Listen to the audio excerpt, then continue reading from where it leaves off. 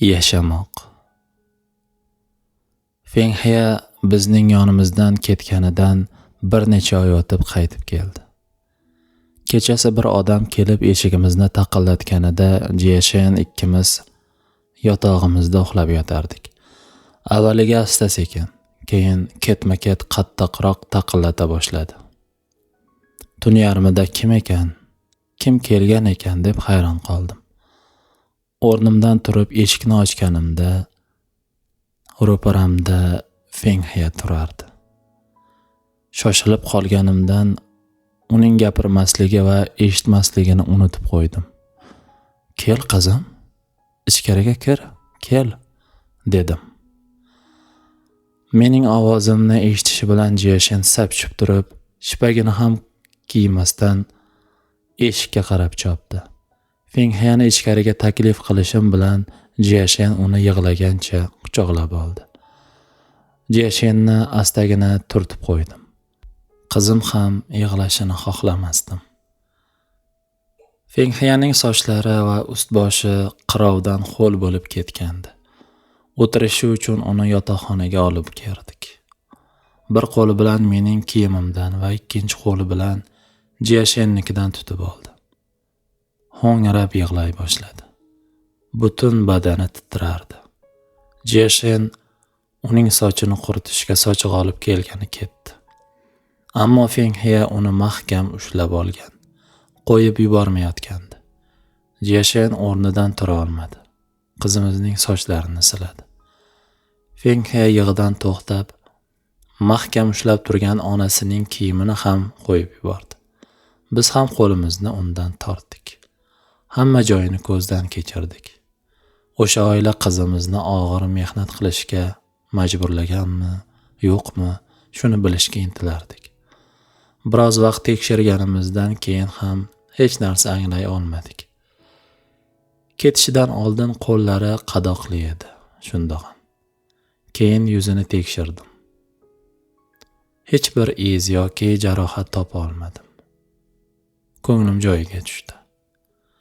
Jiyashen qizimizning sochlarini quritib bo'lib, ust-boshini almashtirishga yordam berdi. Yotib dam olishi uchun Yuchinni xonasiga olib bordi. Fengxia yotoqqa uzanib, biroz muddat uxlab yotgan ukasini tomosha qildi. U juda xursand edi. Shundan keyingina ko'zlarini yumdi va uxlab qoldi.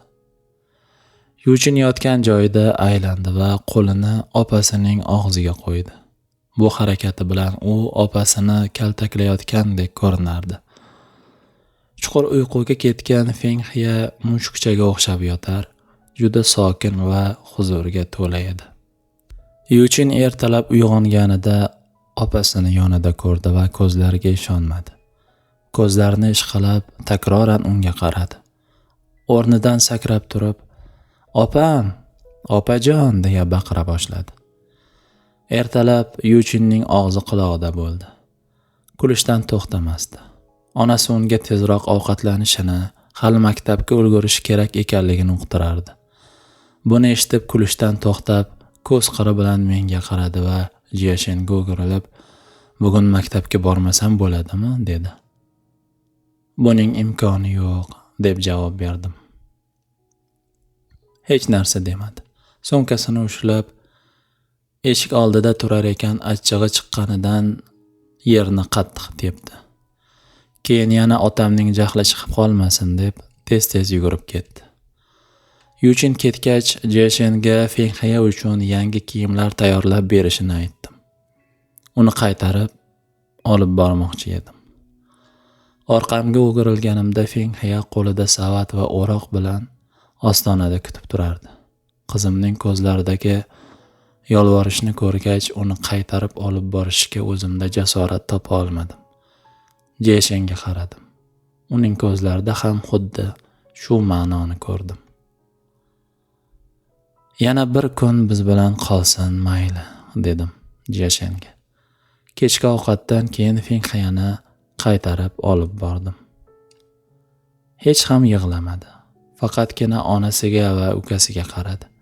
Keyin mening kiyimimdan ushlab birga yura boshladi. Yuchin Ortimizdan yig'lar, xarxasha qilardi. Fengxiya eshitmaydi. Men ham unga e'tibor berib o'tirmadim. Haqiqatdan o'ta mashaqqatli yo'l bo'ldi. Fengxiyaning yuziga qaramaslikka harakat qilar.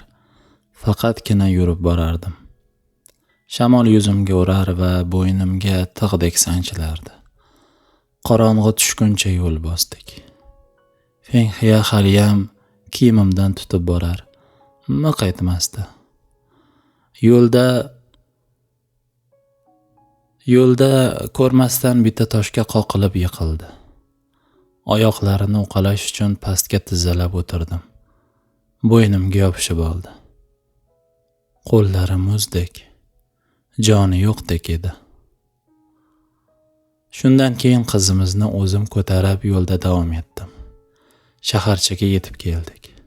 O'sha oilaning uyiga yaqinlashganimizda ko'cha chirog'i ostida to'xtadim.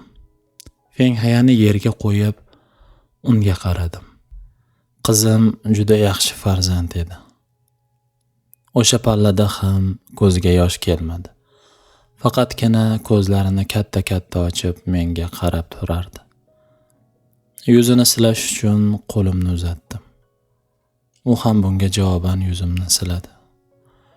Yuzimga teginganini his etgan onimda qizimni o'sha oilaga qaytarib berish fikridan voz kechdim. Fenghayani ortimga opichib, uyga qarab yo'lga tushdim. Nozikkina qo'llari bilan bo'ynimdan ushlab olgan edi. Biroz vaqtdan keyin meni qattiqroq quchoqlab oldi. Uni uyga qaytarib olib kelayotganimni bilib turardi. Uyga qaytib kelganimizni ko'rib Jiyashen qotib qoldi. Butun oilamiz bilan ochlikdan o'lsak ham Fenghayani qaytarib olib bormayman, dedim unga. Jiyashenning yuzida yengil tabassum paydo bo'ldi. Ko'zidan yosh yumalab oqquncha o'sha tabassum chehrasini tark etmadi. Yuchin deyarli 2 yildan beri maktabga qatnardi. Hayotimiz biroz bo'lsin yaxshi tomonga o'zgara boshladi. Fenghaya biz bilan birga dalada ishlar, mas'uliyatni his etadigan yoshga yetgandi. 2 echki boqa boshladik.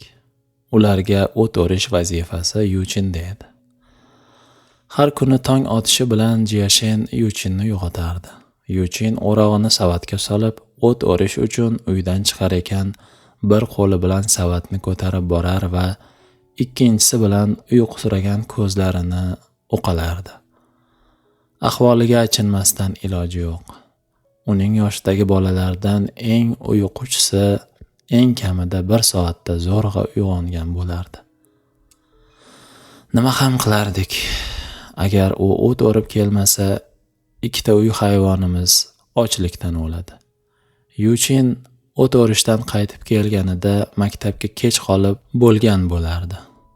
Labigacha to'ldirilgan bir tovoq ovqatni shoshib-pishib yeb olib maktabga shoshilar ekan, haliyam og'zidagi luqmasini chaynash bilan ovora bo'lardi. Tushlik payti uyga qaytib kelgach, yanada ko'proq o't o'rishga majbur bo'lardi. Avval echkilarning qornini to'ydirar, keyin o'zi tamaddi qilardi. Shu sababli tushdan keyingi darslarga ham kech qolib borardi. Yuchin o'sha pallada 10 yoshlarida edi chamasi. Kuniga uy va maktab orasida 2 marta borib kelar. 25 kilometrdan ko'proq yo'lda chopishga majbur bo'lardi. Bunday harakatchanlikda poyabzal kiyishi tabiiy. Shaharda boy badavlat oilada tug'ilib o'sgan Jiyashen Yuchindek o'quvchi farzandi maktabga oyoq yalang borib kelishi noto'g'ri ekanligini o'ylab, unga bo'zdan kovush tikib bergandi. Men bo'lsa, o'g'lim darslarni qoldirmay, ularga yaxshi tayyorlanib o'qishida muvaffaqiyat qozonadigan bo'lsa, kovushning ahamiyati yo'q deb o'ylardim. Yuchin yangi kovushini hali 2 oy kiygan bo'lsa-da, Jiyashen ularning poshnasini ta'mirlayotganiga ko'zim tushdi. Kimning kovushini yamayotganini so'rasam, o'g'limizniki ekanligini aytardi. Jeshen daladagi ishlar sabab juda charchar, hatto gapirishga ham majoli qolmasdi. Endi bo'lsa Yuchinning kovush muammosi paydo bo'ldi. Uning 2 oylik kovushini ko'zdan kechirish uchun qo'limga oldim. Shunchalar ham to'zib ketadimi? Poshnasi va kovushning tag qismi shu qadar yupqalashib ketgan ediki, deyarli yaroqsiz ahvolga kelgandi. Bittasining ip ham uzilgan. Oldingi tomoni batamom yirtilgandi. Yuchin qo'lida o't to'la savat bilan qaytib kelganida kovushini uning oldiga otib yubordim. Qulog'idan tortib unga kovushlarni ko'rsatdim. Bularni kiyapsanmi yo kemiryapsanmi? Yuchin og'riqdan yuzini burishtirib qulog'ini uqalardi. Yig'lamoqchi bo'ldi, ammo jur'ati yetmadi. Agar shu tarzda kiyishda davom etadigan bo'lsang, oyoqlaringni sindiraman, deb tahdid qildim. Albatta men nohaq edim. Echkilarni to'yg'azish va ularga qarashga Yuchin javobgar edi. Bunday mashaqqatli ishni bajarish uning ancha vaqtini olar. Shu sababli maktabga yugurib borishga majbur bo'lardi. Tushlik payti maktabdan chiqib o't o'rishi kerak bo'lganligi uchun yana uyga qarab chopardi. Echkilarning qumalog'ini o'g'it sifatida foydalanish uchun dalaga olib borish ham uning vazifasiga kirishini aytmadim hali. Har yil echkilarning junini sotib, topgan pulimizga kim biladi, necha juft kovush olgan bo'lardik Yuchinga. Unga baqirganimdan so'ng o'g'lim maktabga oyoq yalang borib keladigan bo'ldi. Kovushini maktabga yetib borgandan keyin kiyardi. Bir marta qalin qor yog'di. Ammo o'shanda ham maktabiga oyoq yalang ketishga chog'landi. Ota sifatida uning bu ahvoliga zo'rg'a chidardim. Ketayotganida uni to'xtatdim va qo'lida nima borligini so'radim. Yalang oyoqlari qorning ichida. Qo'lidagi kovushiga qarab turar. Nima deb javob berishini bilmasdi. Bular oyoq kiyimi, qo'lqop emas. Kiyib ol uni, dedim. O'shandagina kovushini kiydi. Boshini ko'tarar ekan, gapimni tugatishimni kutib turdi. Unga qo'l siltab, qani jo'na dedim. Yuchin ortiga o'girilib shaharchaga qarab yugurib ketdi. Biroq hali uncha uzoq ketmay turib to'xtaganiga va kovushini chiqarib qo'liga olganiga ko'zim tushdi. Yuchin chindan ham quloqsiz bola edi. 1958-yilda xalq kommunallari qurildi. 3 sotixlik yerimiz ham shu kommunaga olingan. Bizga kulbamiz oldidagi kichikroq yer qolgandi xolos.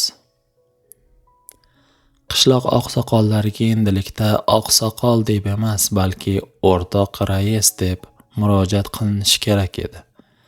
Rais har kuni ertalab qishloqqa kiraverishdagi eman ostida turib, qo'lidagi hushtakini chalardi. Qo'llarida mehnat qurollarini ko'tarib olgan erkak va ayollar xuddi armiyadagidek qishloqning kirish qismida saf tortishardi. Rais kunlik ishlarni taqsimlar, keyin hammamiz ishga tushardik. Qishloq ahli bunday safga tizilib, keyin dalalarga mehnat qilish uchun bo'linib ketishni juda g'alati deb o'ylardi va safda turganimizda bir-birimizga qarab kulardik. Jeshen, Fengxiya va men safda tekis turardik. Biroq ba'zi birovlar bunga parvo ham qilmasdi.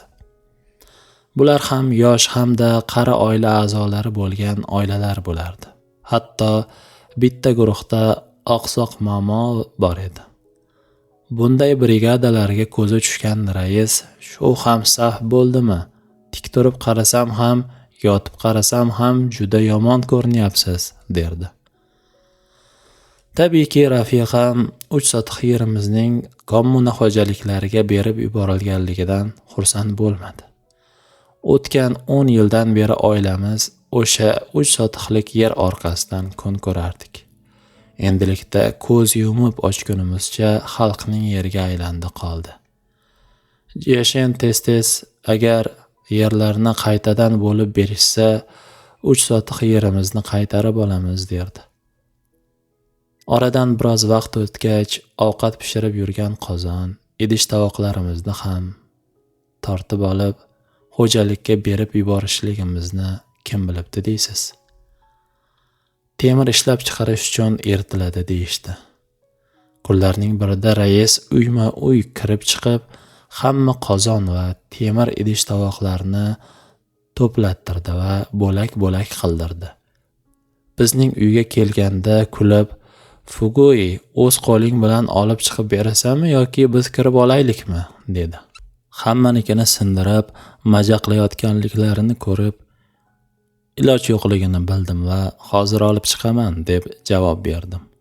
Qozonni olib kelib yerga qo'ydim. Ikkita baquvvat yigit qo'llaridagi temir asbob bilan uni parcha-parcha qilib tashlashdi. Qozonni bo'lib tashlashga 3-4 zarba yetarli bo'ldi. Jiyashin uyda turib ularni kuzatar ekan, qalbi qon edi. Xafa bo'lib yig'ladi. Raisga qarata, "Qozonimizni sindirib tashladingiz. Endi qanday ovqat pishiramiz?" deb so'radi. "Oshxonalarda yeysiz", degan javob bo'ldi rais tomonidan, qo'llarini siltar ekan. "Qishlog'imizda birgalikda foydalanishingiz mumkin bo'lgan oshxona qurilmoqda. Qozonlar parchalanadi. Endi hech kim ovqat dardiga tushmaydi. Kuch-quvvatingiz o'zingiz uchun tejab qolasiz. Ayni paytda kommunizmga qarab bormoqdasiz.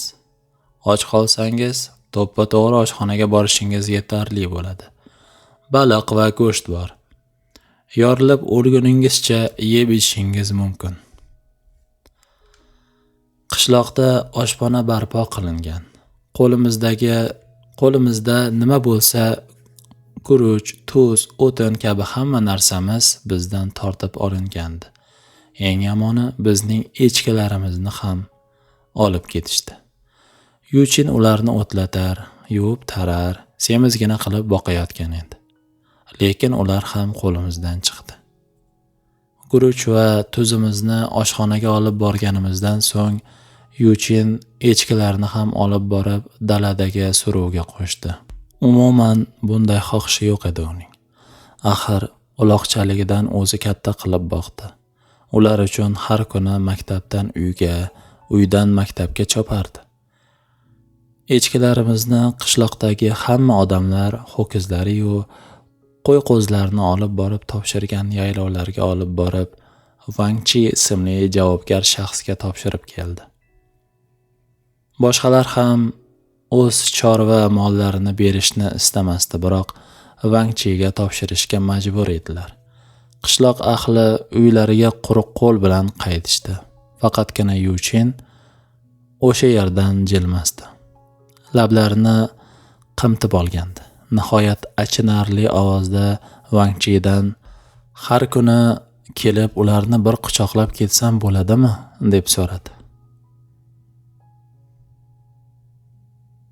Qishloq oshxonasi ochilishi bilan ovqatlanish soatlari tomosha maydoniga aylanardi. Har bir oila 2 tadan ayol yuborib ovqat olishi mumkin edi. Armiyada issiq ovqatga navbatga turganim singari uzundan uzun navbatlar hosil bo'lardi. Shuncha xotin xalajning shovqini, ovozlari chumchuqlarning qanot qoqishidagi sasiga o'xshab ketardi. Rais haq gapni aytgandi. Oshxonaning qurilishi ancha kuchimizni tejab qolgandi. Och qolganingda qilishing kerak bo'lgan narsa navbatga turish. Istaganimizcha ovqat va ichimliklar bor. Ovqat porsiyalari ham chegaralanmagan. Qancha xohlasang, shuncha yeyishing mumkin va kuniga albatta go'sht pishirilardi. Avvaliga rais qo'lida tovog'i bilan qah-qah otib uyma-uy kirib chiqar va odamlarga "Qani aytinglarchi, sizlarni katta mashaqqatdan qutqaribmanmi? Xalq kommunalari yaxshi fikr, shunday emasmi?" deb so'rardi. Qishloqdagi hamma mamnun. Odamlar buni juda yaxshi fikr ekanligini aytishardi. Rais Bu kunlar o'sha eski kunlarimizdan ancha yaxshi deb ta'kidlardi. Jiashen ham xursand edi. Fenghe bilan birga ovqat olib kelishar ekan, ovqatda go'sht ham borligini aytib, suyunchi olishardi. Tashqariga chiqib Yuchinni chaqirishdan oldin qo'lidagi patnisini stol ustiga qo'yardi. Bir necha marta Yuchinning ismini takrorlagach, u ko'rinish berar. Qo'lida savat to'la o't bilan tuproq so'qmoqdan uyga qarab chopardi. U haliyam echkilariga o't olib borardi. Qishloqning 3 ta ho'kizi va 20 dan ortiq qo'y-qo'zi bitta oxirda to'plangandi. Bu jonivorlarning bari xalq kommunalari tomonidan olib qo'yilgach, unchalik ham ahvollari yaxshi emasdi. Ko'pincha qorinlari och, yomon qarishardi. Yuchin oxirga kirib borishi bilan qo'zlar uning atrofini o'rab olishardi. O'g'lim o'zinikilarga qarab gapirardi. "Salom, salom, qanisiz, do'stlarim?" Uning echkilari suruvdan ajrab chiqqach, o'rib kelgan o't o'lanini yerga qo'yardi. Ayni paytning o'zida boshqa hayvonlardan ularni himoya qilib turardi. Yuchin faqatgina o'z echkilariga yemish berib bo'lgach, terlab pishib uyga qaytib chopib kelardi. Maktabga kech qolishi mumkin axir. Oldiga qo'yilgan guruchni bir ko'tarishda xuddi suv ichayotgandek yeb olar va sumkasini yelkasiga olib, to'ppa-to'g'ri maktabga qarab yugurardi. Uning haliyam u yerdan bu yerga qarab yugurib yurishini ko'rib achchig'im chiqar, lekin hech narsa demasdim. Birov eshitib qolib, davlatni tanqid qilyapti deb o'ylashlaridan hadiksirardim. Lekin bir marta chidab tura olmay Yuchinga, "Nega boshqalar rasvo qilib qo'ygan narsani sen tozalashing kerak?" dedim. Albatta o'g'lim hech narsani tushunmadi. Biroz menga qarab turib, qiqirlab kuldi. Shunchalar jahlim chiqdiki, oz qolsa yuziga chapati tortib yuborgan bo'lardim. O'sha echkilar endi kommunaga tegishli. Nega haliyam ularga g'amxo'rlik qilyapsan? Yuchin ularga kuniga 3 marta o't olib borib berar. Qorong'i tushganida yonlariga borib, echkilarni quchoqlab kelardi. Bu jonivorlarga mas'ul bo'lgan Vanchi Yuchin o'z echkilariga shunchalar mehr berayotganini ko'rib, "Yuchin, uyingga qaytayotganingda nega ularni ham olib ketmaysan? Ertaga ertalab qaytarib olib kelsang bo'ldi", derdi. Yuchin bu taklifni qabul qilmasligini bilardi. Shu sababli boshini chayqab, "Otamning jahli chiqadi", deb javob berdi. "Men ularni bir bag'rimga bossam bo'ldi", derdi. Vaqt o'tishi bilan oxirdagi qo'y-qo'zlar ozaydi. Har kuni bittasini so'yishardi. Natijada ularga o't olib keladigan bitta Yuchin qolgan edi. Vanchi meni ko'rishi bilan shunday dedi. Ularni o'ylaydigan yagona kishi Yuchin. Boshqalar och qolsagina ular haqida o'ylaydi. Qishloq oshxonasi ishga tushganidan 2 kun o'tib, rais 2 ta barzangi bolani shaharchaga temir eritish uchun qozon olib kelishga jo'natdi. Rais bo'z daladagi sindirilgan qozon va temir uyumini ko'rsatib, "Zudlik bilan bularni eritishimiz kerak", dedi.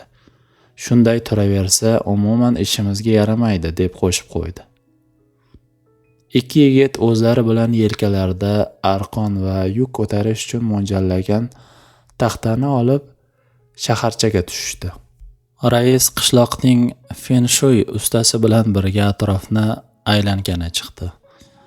Temirni eritish uchun qishloqdagi eng maqbul joyini topishlari kerak edi.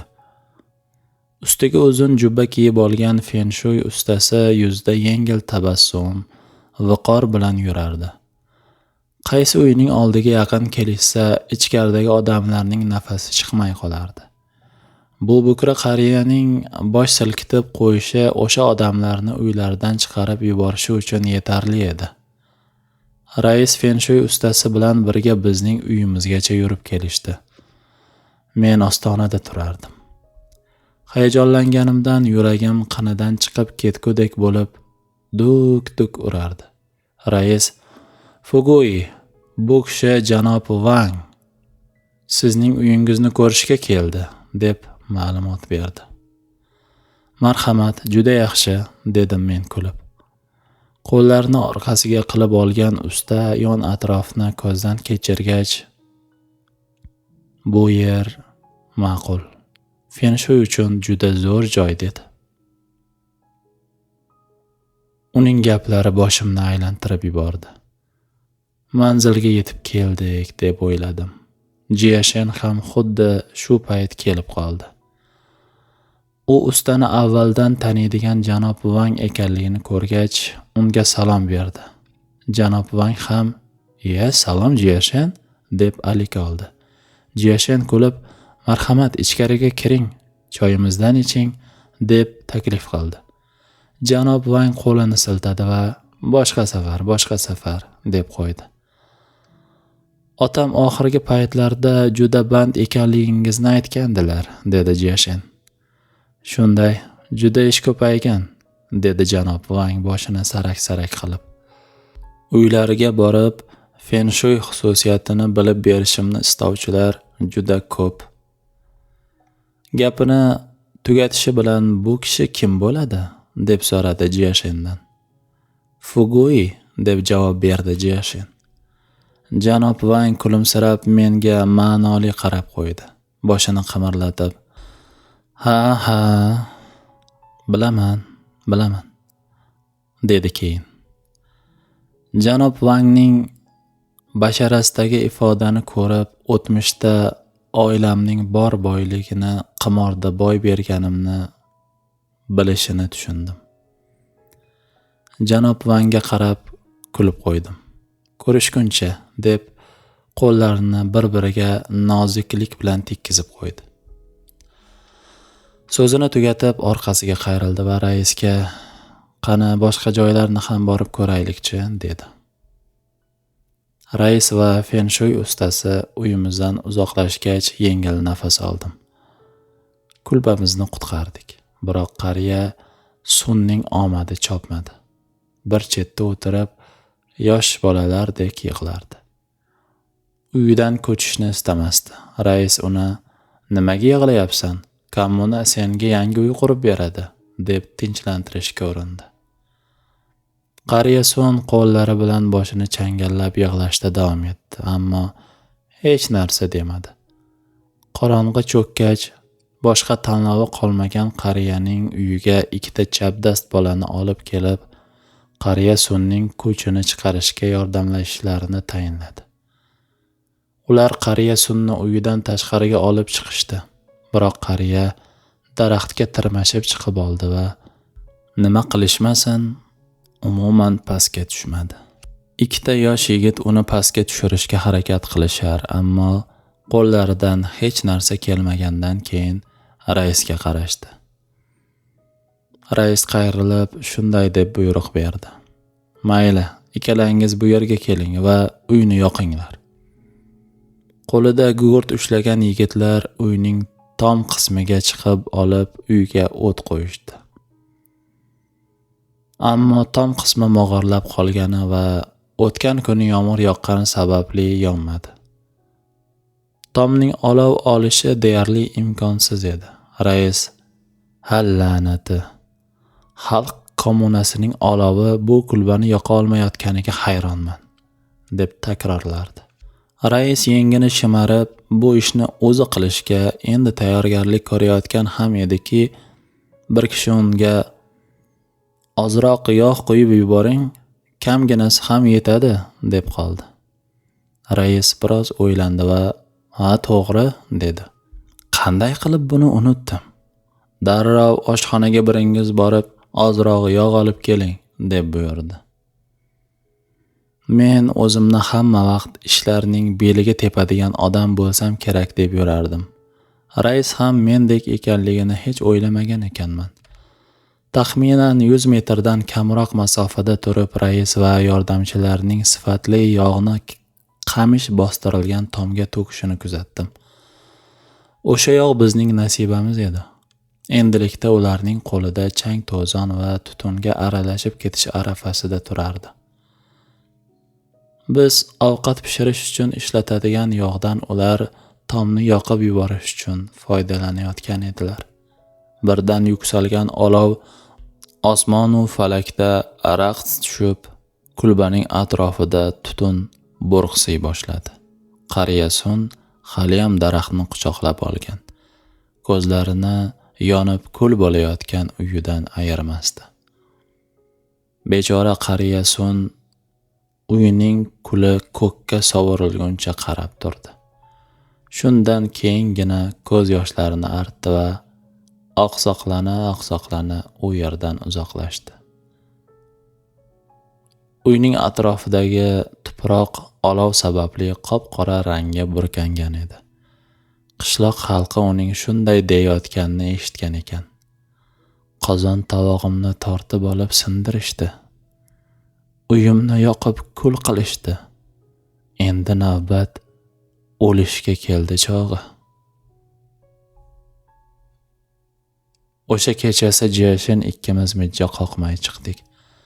Agarda Jiyashen fenshuy ustasi janob Vangni tanimaganida kim biladi, bizni qayerga jo'natib yuborishgan bo'lardi. O'ylagan sari bu bizning taqdirimiz ekanligiga ishonch hosil qildik. Qariya Sunning uyi kuygandi. Jiyashen bunga biz sababchimiz deb bilardi. Men ham uning fikriga qo'shildim. Faqat tilim va dilim bir emasdi. Aslida falokat borib unga yopishdi. Uni falokatga biz yetardik deb o'ylayotgan bo'lsang xato qilasan, dedim xotinimga. Temir eritiladigan maydon ko'chirilgan. Shaharchadan qozon olib kelingandi. Temirni ichiga solib eritish maqsadida aslida bitta katta benzin bochkasini olib kelishgandi.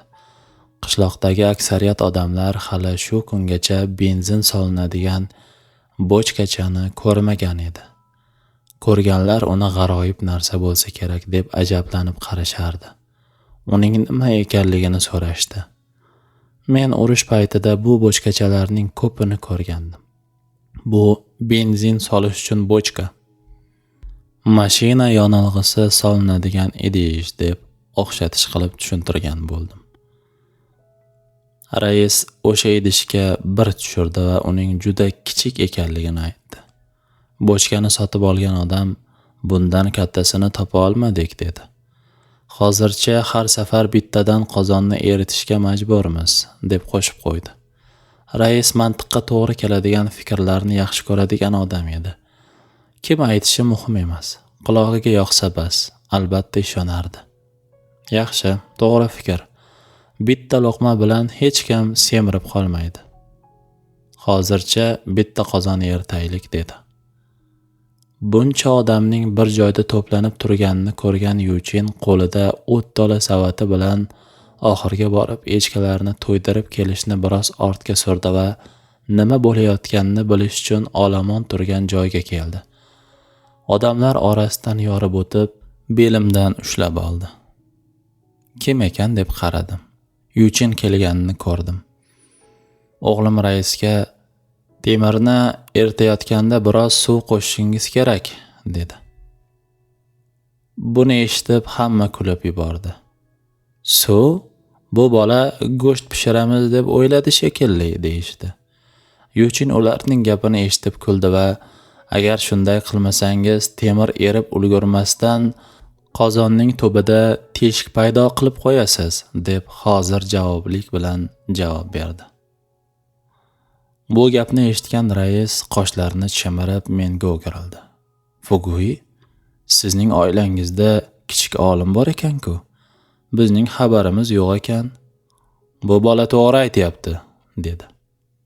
O'g'lim qanchalik yomon fikr bildirgan bo'lishiga qaramasdan, rais uni maqtagani menga juda yoqdi.